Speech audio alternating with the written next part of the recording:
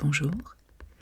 Aujourd'hui, la suite des aventures d'Oliver Twist. Mais avant de commencer, permets-moi de t'en faire un petit résumé. Oliver Twist est un jeune orphelin placé dans l'orphelinat de Monsieur Bumble, un homme méchant et ventripotent qui décide de le vendre un jour qu'il ait eu l'outrecuidance de lui réclamer un supplément de nourriture. Acheté par un entrepreneur de pompes funèbres, il se sauve après avoir encore essuyé une nouvelle humiliation. Arrivé à Londres, il rencontre un drôle de garçon qui lui offre à manger et le gîte.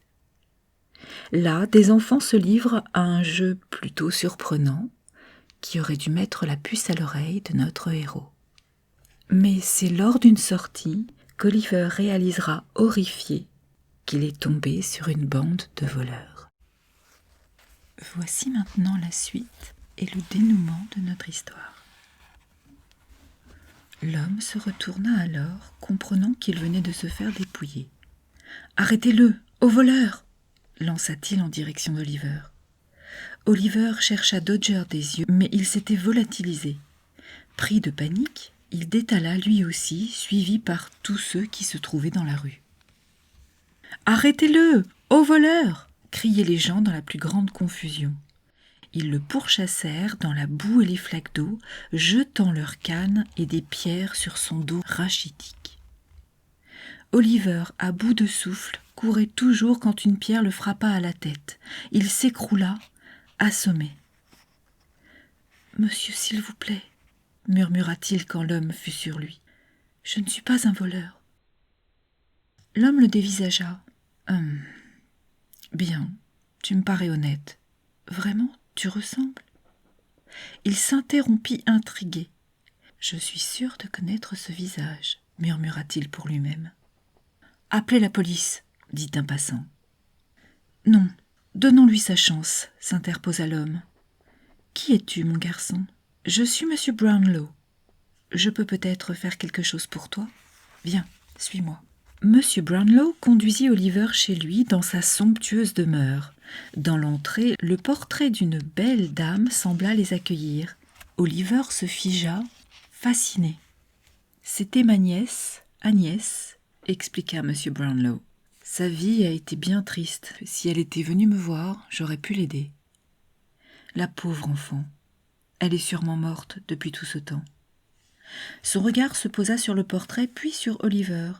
« C'est impossible, » songea-t-il. « La ressemblance est pourtant frappante. Où es-tu né ?» insista-t-il soudain. « Dans l'orphelinat de Monsieur Bumble, » répondit Oliver, surpris par la question. « Oui, c'est ce qu'on m'a rapporté, » dit Monsieur Brownlow en hochant la tête d'un air triste. « Mais parle-moi de toi. » Oliver raconta l'histoire de sa vie jusqu'au moment où il s'était enfui de la librairie. « Je te crois, » dit Monsieur Brownlow. Il prit Oliver par les épaules et le regarda attentivement. « Voudrais-tu habiter ici et aller à l'école ?»« Ici ?» répéta Oliver. « Vraiment ?» Monsieur Brownlow se mit à rire. « Madame Bedwin, la gouvernante, va te montrer ta chambre. »« Pauvre petit !» soupira Madame Bedwin en montant l'escalier avec Oliver. « Tu es bien sale et déguenillé. Après un bon bain chaud, je te donnerai des habits propres. » Cette nuit-là, couché dans son lit, Oliver ne s'était jamais senti aussi heureux. Les semaines passèrent, Madame Bedwin s'occupait de lui prodiguant un petit déjeuner copieux tous les matins et un gros baiser le soir avant d'aller au lit. Monsieur Brownlow jouait avec lui, partageait ses lectures et l'initiait aux échecs et à la musique. « J'ai l'impression de vivre un rêve, » songea Oliver. Quelques semaines plus tard, Monsieur Brownlow le convoqua dans son bureau. « Voici 5 billets et quelques livres. Veux-tu les apporter à la librairie devant laquelle nous nous sommes rencontrés ?»« Avec plaisir, » répondit Oliver. « Vous pouvez tout me demander. Ensuite, reviens vite à la maison, » ajouta Monsieur Brownlow. « J'y cours et je reviens immédiatement, » promit Oliver. Il dévala les marches du perron et fit un signe de la main à Madame Bedwin qui le regardait par la fenêtre. « Que cet enfant soit béni, » pria-t-elle. « Comme il est douloureux de le savoir hors de ma vue. » Oliver sifflotait alors qu'il déambulait dans la rue. Soudain, une paire de bras le saisit fermement par le cou. « Hé !» s'écria-t-il. « Laissez-moi !» « Oh, Oliver, méchant garçon, enfin je te retrouve !» Oliver n'en revenait pas, c'était Nancy, l'amie de Bill Sikes. « Nancy, c'est bien toi ? Que fais-tu ici ?» La foule s'était rassemblée et les observait. « C'est mon petit frère, il avait fugué, » expliqua Nancy d'une drôle de petite voix. « Mais, » fit Oliver, il n'eut pas le temps de poursuivre. Bill Sikes, suivi de son chien qui grognait, jaillit d'un pub et prit Oliver par la main. « Surveille-le, Bullseye » siffla-t-il à l'animal. Celui-ci attrapa le bas du pantalon d'Oliver entre ses crocs et ne le lâcha pas. « Je ne connais pas ces gens !» hurla Oliver en se débattant. « Laissez-moi, je veux retourner chez M. Brownlow !» Prestement, Nancy couvrit de sa main la bouche du jeune garçon qui manqua de s'étouffer. Bill le tira le long des ruelles. Bullseye grognait à chaque pas. Ils arrivèrent enfin à la mansarde de Fagin. « C'est gentil à toi, Oliver, de me rendre visite, » dit Fagin d'une voix sarcastique. « Drôle d'habit, » remarqua Dodger en riant. « Livre rare à vendre, tout est à vendre, » railla Fagin. Il examina les poches d'Oliver. « Ah ah, fit-il, encore mieux, 5 livres. »« C'est à moi, » grommela Bill. « Non, à moi, c'est sûr, » le contredit Fagin. Mais Bill fut plus rapide et il s'en empara.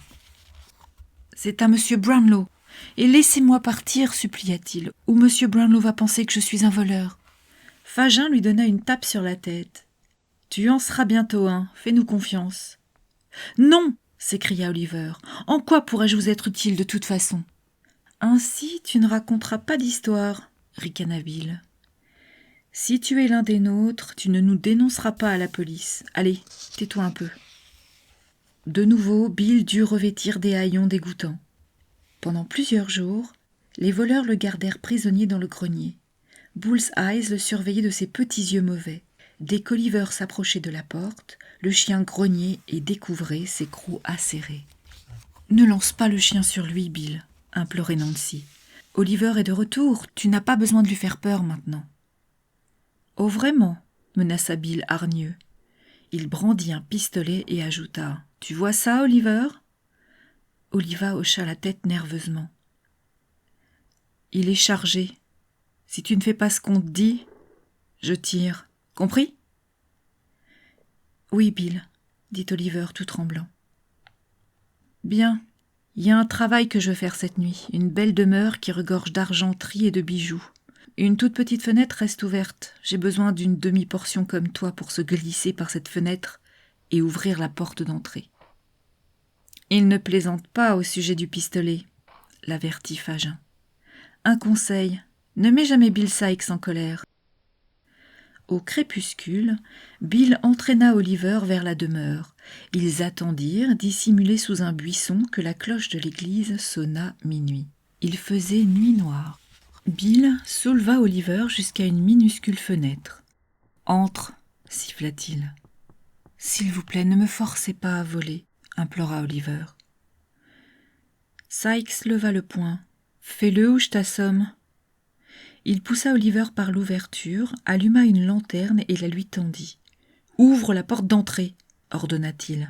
« Tu ne pourras pas atteindre le verrou en haut, alors serre-toi d'une chaise et n'oublie pas.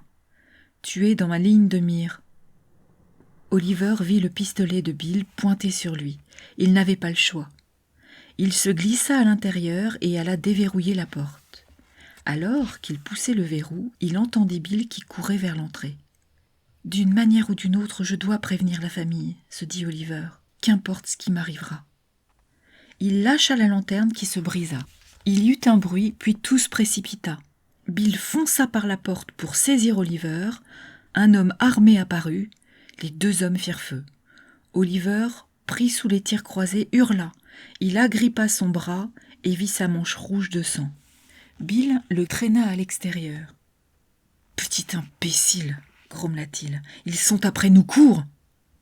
Mais Oliver, avec son bras blessé, restait en arrière. Bill le jeta dans un fossé. « Tu vas me ralentir !» fulmina-t-il. « Qu'importe ce qui t'arrive maintenant, tu peux bien mourir !» Quand Bill revint à la mansarde de Fagin, Nancy se précipita vers lui. « Comment cela s'est-il passé ?» demanda-t-elle. Un désastre, dit Bill. Verse-moi un verre. Où est le garçon, Bill? Il agonise quelque part dans un fossé.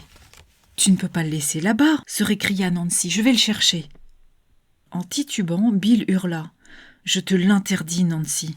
Mais Nancy avait déjà attrapé son manteau et se précipitait dehors.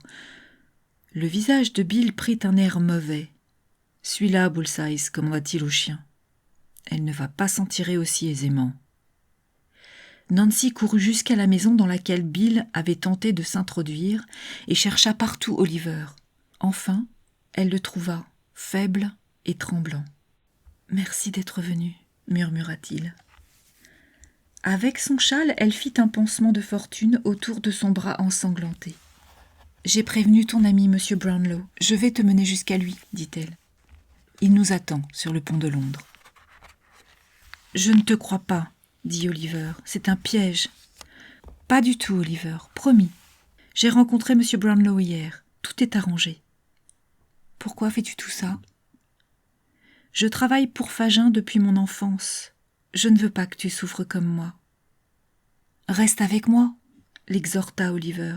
« M. Brownlow s'occupera de toi aussi. Nous pouvons tous les deux débuter une nouvelle vie. »« Je ne peux pas laisser Bill, » dit Nancy en haussant les épaules. « Je sais qu'il est mauvais, mais je l'aime. D'ailleurs, poursuivit-elle, j'ai été une voleuse toute ma vie. Il est trop tard pour changer. »« Il n'est jamais trop tard, » affirma Oliver. Ils se pressèrent à travers les rues sombres où la lueur tremblotante des réverbères à gaz projetait des silhouettes fantomatiques sur les pavés. Ils n'aperçurent pas le chien qui les suivait, un chien tout balafré à la gueule écumant de rage. Ils ne virent pas non plus derrière le chien un homme qui parmi les ombres se déplaçait à pas furtifs et feutrés. Ils atteignirent le pont au crépuscule.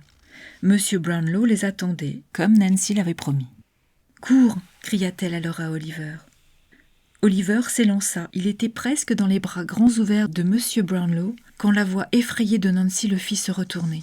« Pourquoi tu m'as suivi, Bill ?» bégaya-t-elle. « Je n'ai pas menti, je ne t'ai jamais dénoncé. »« Tu as aidé le gamin à s'enfuir !» hurla Bill. « Tu m'as trahi, Nancy. Je ne pourrai plus jamais te faire confiance. » Puis Oliver entendit Nancy crier. « Non, par pitié, Bill, non !» Bang! Le coup partit et Nancy s'écroula, inerte sur le sol. Bill jura et ferma les yeux. « Je devais la tuer, » dit-il tout bas. Oliver resta pétrifié, paralysé de terreur. « Je suis là, Oliver, » dit M. Brownlow d'une voix rassurante. « Viens vers moi, ne regarde pas en arrière. » Attirés par le bruit du coup de feu, des gens s'étaient rassemblés. Bill s'enfuit dans l'espoir de leur échapper, mais la foule le prit en chasse. Paniqué, il escalada la gouttière d'une maison proche et progressa sur le toit. Il s'empara d'une corde suspendue à un conduit de cheminée avec l'intention de s'y attacher pour sauter sur le toit de la maison voisine. Vite, il fit une boucle et la passa par-dessus sa tête, mais avant qu'il ait pu la glisser autour de son corps et la caler sous ses bras, un policier, en bas, donna un coup de sifflet. « Arrêtez-le » cria une femme. « Il va s'échapper !» Bill perdit l'équilibre et tomba à la renverse, et la corde se resserra sur son cou. Quelques secondes plus tard, son corps pendait, sans vie, dans le vide. Bullseye, hurlant à la mort, courait dans tous les sens. Soudain, dans une tentative pour atteindre le corps qui se balançait, il sauta. Sa tête heurta le rebord d'une fenêtre. Il tomba inanimé sur le sol. Le maître et le chien étaient dorénavant réunis dans la mort. M. Brownlow serra Oliver dans ses bras. Le petit garçon n'arrêtait pas de trembler. « Il ne t'arrivera plus rien maintenant, » dit M. Brownlow. « Tu es en sécurité. Bill n'a eu que ce qu'il méritait pour ce qu'il a fait à Nancy. »« Pauvre Nancy !» sanglota Oliver. Oui, c'était une fille courageuse. Il resserra son étreinte. « Écoute, Oliver, j'ai de bonnes nouvelles pour nous deux. Je suis allé voir M. Bumble et il m'a donné ceci. » Il tendit un médaillon en or à Oliver. « Ouvre-le. » Oliver regarda l'inscription portée à l'intérieur. « Agnès, » lut-il. Madame Mann, la sage-femme qui était avec ta mère à l'orphelinat, lui avait volé ce médaillon. Plus tard, Madame Mann a épousé M. Bumble Et c'est comme cela qu'il a découvert le médaillon. « Agnès était-elle ma mère ?» demanda Oliver. « Oui, ta mère et ma nièce. Je lui avais donné le médaillon des années auparavant. Je l'ai reconnu sur le champ. Te rappelles-tu son portrait à la maison ? Tu lui ressembles tellement. » Monsieur Brownlow enlaça Oliver une fois encore. « Tu es mon garçon maintenant, dit-il. »« Sommes-nous vraiment de la même famille ?» demanda Oliver, osant à peine y croire. Monsieur Brownlow sourit. « Oui, de la même famille. Par la grâce de Dieu, tes malheurs sont terminés. Allons, Oliver. Madame Bedwin est impatiente de te revoir. » Alors, main dans la main, ils rentrèrent chez eux. Ainsi s'achèvent, de façon presque heureuse, les aventures d'Oliver Twist. Sans doute vivra-t-il d'autres aventures, mais je gage que celles-ci seront emplies de bonheur et de joie. J'espère que l'histoire t'aura plu. Je te remercie d'être resté jusque-là pour l'écouter et je te souhaite une assez merveilleuse journée. À bientôt.